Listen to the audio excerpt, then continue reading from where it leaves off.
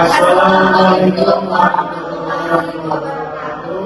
Kami dari kelompok 6 kami ingin memperlihatkan sekilas video pendek yang berjudul mengambil keputusan dalam ketidakpastian. Halo, saya Dik Ferdinansyah. Saya berperan sebagai Baim, seorang CEO di sebuah perusahaan.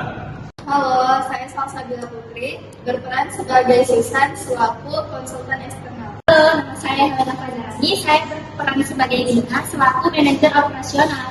Halo, saya Imajen Amanda, saya berperan sebagai Dina, seorang karyawan muda. Halo, saya Dika Nazwa, saya berperan sebagai Rini selaku manajer keuangan. Halo semuanya, saya Abdul Hadim, saya berperan sebagai Budi, yaitu staf analisis pasar.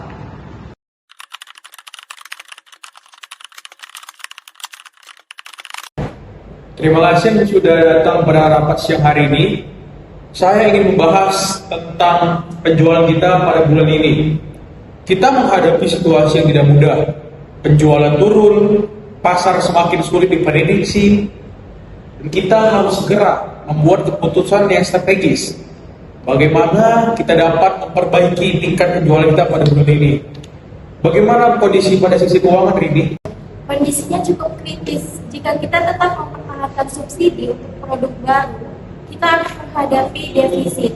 Tapi jika subsidi kita hentikan, kita akan beresiko kehilangan banyak konsumen. Kita terlalu terlambat untuk mengambil keputusan, maka produk baru ini bisa kehilangan momentumnya. Jadi kita harus sama-sama saling bertindak. Saya rasa kita perlu menganalisis lebih dalam. Ketidakpastian memang selalu jadi tantangan, tapi kita bisa gunain alat seperti decision tree atau simulasi untuk merencanakan langkah yang lebih terukur. Mari kita mendengarkan pendapat dari Budi. Apa yang data riset katakan?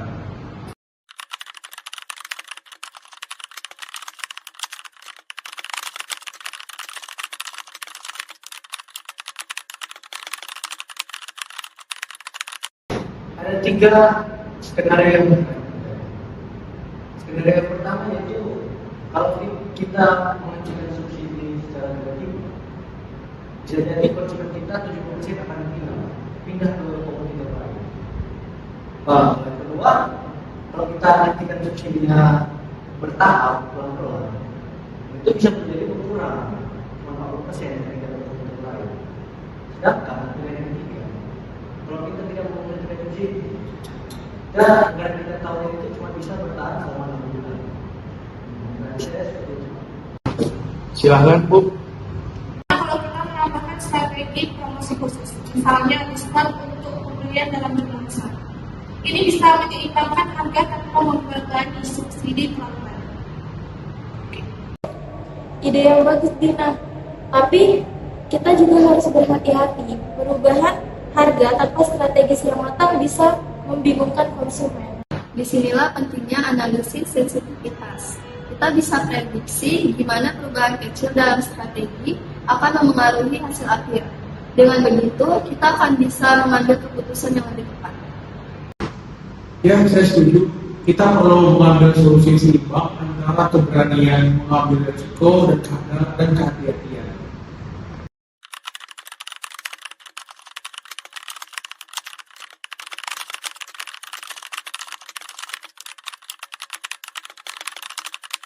Baik, setelah mendengar semua pendapat, saya rasa kita harus mengambil langkah-langkah yang tepat. Yang pertama, kita akan mengurangi subsidi secara bertahap selama 3 bulan ke depan. Yang kedua, kita meluncurkan program promosi diskon untuk menjaga minat konsumen. Dan yang ketiga, kita evaluasi. Evaluasi ini kita lakukan setiap bulannya dengan menggunakan analisis sensitivitas. Saya setuju banget tuh, Pak. Langkah ini cukup seimbang. Dengan strategi bertahap, kita bisa meminimalkan risiko kehilangan konsumen. Baik, saya akan menyusun ulang anggaran berdasarkan keputusan ini. Saya akan mulai merancang kampanye promosi yang menarik untuk mendukung strategi ini. Saya rasa keputusan ini sudah cukup tepat untuk menghadapi kondisi ketidakpastian kita saat ini. Tapi jangan lupa, kita perlu evaluasi yang berkala untuk memastikan kita tetap berada di jalur yang benar. Terima kasih untuk kerjasama kalian. Ketidakpastian memang sulit, tapi dengan data, analisis yang tepat, dan kerjasama tim, saya yakin kita bisa melewati tantangan ini. Pak, kunci utama kita dalam menghadapi kondisi ini itu adalah fleksibilitas dan kemampuan beradaptasi.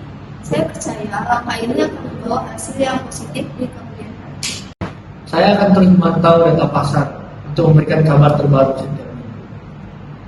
Baik, saya akan memastikan informasi bekerja secara maksimal untuk mendukung